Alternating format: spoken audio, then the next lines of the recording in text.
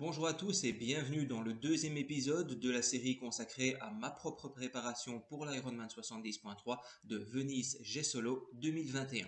Au programme de cette vidéo, les 4 semaines d'entraînement qui se sont déroulées durant le mois de décembre 2020. Mais avant de développer, j'ai une petite question pour vous. À votre avis, lequel de ces deux entraînements m'offre la plus grosse charge d'entraînement? Est-ce que c'est ma séance de VMA en course à pied ou ma sortie longue vélo en endurance fondamentale? Réponse en fin de vidéo.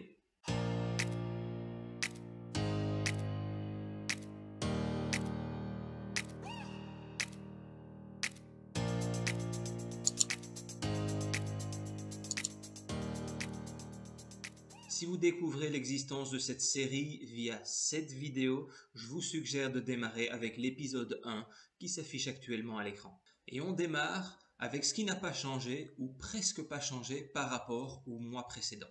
Je consacre toujours 3 séances sur la semaine à l'entraînement vélo. Et mes focus de séance restent les mêmes, à savoir une séance en endurance de force, une séance de récupération et de technique de pédalage et une séance en endurance fondamentale. Mais à la différence du mois de novembre, je réalise les séances d'endurance de force à l'intérieur pour pouvoir mieux me focaliser sur l'intensité de l'entraînement. Les séances en endurance fondamentale sont quant à elles un petit peu plus longues que pendant le premier bloc, alors que je passais entre 2h30 et 3h en selle durant le mois de novembre. Ici, je suis plutôt à 3h, 3h30. Au niveau de la course à pied, là aussi, toujours 3 séances par semaine. Je garde mon précieux footing de début de semaine, une séance de VMA et une séance en endurance fondamentale. Au niveau de la séance VMA, alors que j'étais essentiellement en VMA courte durant le mois de novembre, ici on aborde une transition entre la VMA courte et la VMA moyenne. Si vous voulez en savoir plus sur ces notions de VMA courte, moyenne et longue, je vous encourage vivement à aller regarder la vidéo qui s'affiche à l'instant à l'écran. La séance en endurance fondamentale, c'est quant à elle un peu rallongée par rapport au bloc précédent. Alors que j'atteignais un volume d'environ 12 km pendant le mois de novembre, ici on est plutôt aux alentours de 14 voire 16 en fin de cycle. Et pour rendre ces séances un petit peu plus sympathiques encore, on y a inclus du travail d'allure au seuil 1, ce qui correspondait à une allure comprise entre 78 et 80% de ma VMA. Dernière chose qui reste dans la continuité du mois de novembre, mes 2 séances de renforcement musculaire. J'ai gardé la séance qui allie le gainage et le renforcement spécifique au triathlon du haut et du bas du corps, ainsi que la séance de renforcement musculaire global avec barre et poids que je donne via visioconférence aux adhérents de la salle de fitness où je travaille. En réalité, la seule nouveauté majeure par rapport au mois de novembre, c'est que les piscines ont pu rouvrir en Belgique. J'ai donc pu consacrer 2 séances par semaine à la natation avec pour seul focus une reprise des sensations dans l'eau. Et pour retrouver ces sensations assez rapidement, il est nécessaire de s'entraîner à une intensité faible à modérée pour bien ressentir ses appuis dans l'eau et de varier les nages au maximum. Au niveau de la répartition du volume d'entraînement dans les différentes disciplines, le changement majeur lors de ce deuxième cycle, c'est l'arrivée des séances de natation qui ont représenté à elles seules quasiment 10% du volume total de mon entraînement. Comme vous pouvez le constater sur le graphique, j'ai consacré environ 5% du volume de mon entraînement total au ski de fond. Pour tout vous dire, j'ai passé les fêtes de fin d'année à la montagne en France et ça correspondait à la dernière semaine de mon cycle d'entraînement.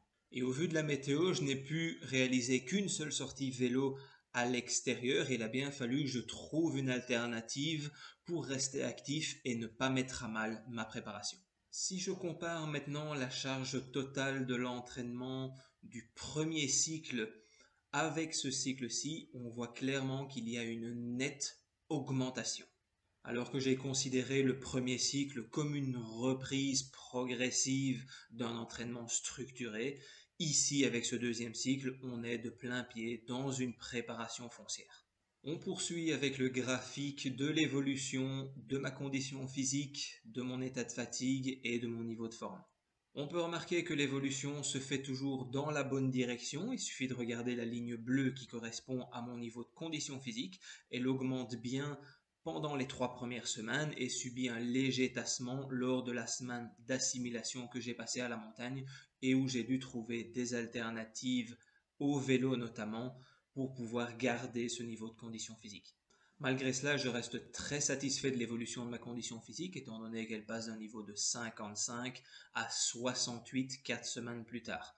Et le gros avantage que je peux tirer de cette semaine d'assimilation qui s'est un peu moins bien passée que ce que j'avais prévu, c'est que mon niveau de fatigue est considérablement descendu, donc le prochain bloc d'entraînement pourra se réaliser sans aucun souci.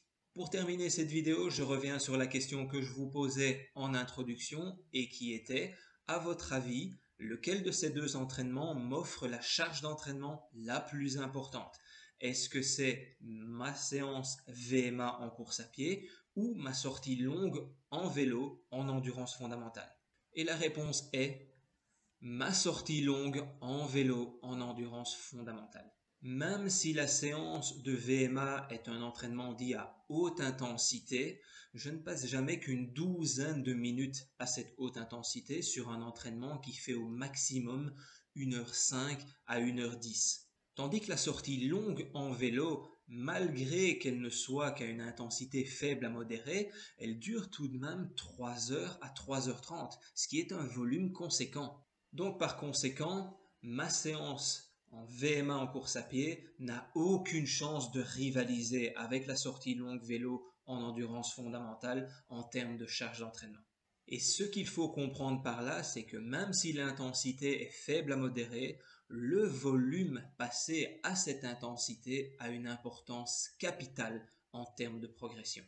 Voilà, j'espère que cette vidéo va pouvoir vous apporter quelque chose dans votre propre préparation. Si c'est le cas, likez-la, partagez-la si vous pensez qu'elle peut être utile à quelqu'un d'autre. Si vous avez des questions, n'hésitez pas à me les laisser en commentaire, j'y répondrai avec plaisir. Abonnez-vous à la chaîne si ce n'est pas encore fait, vous serez tenu au courant de toutes les publications futures. Et d'ici à la prochaine vidéo, prenez un maximum de plaisir à l'entraînement. Salut!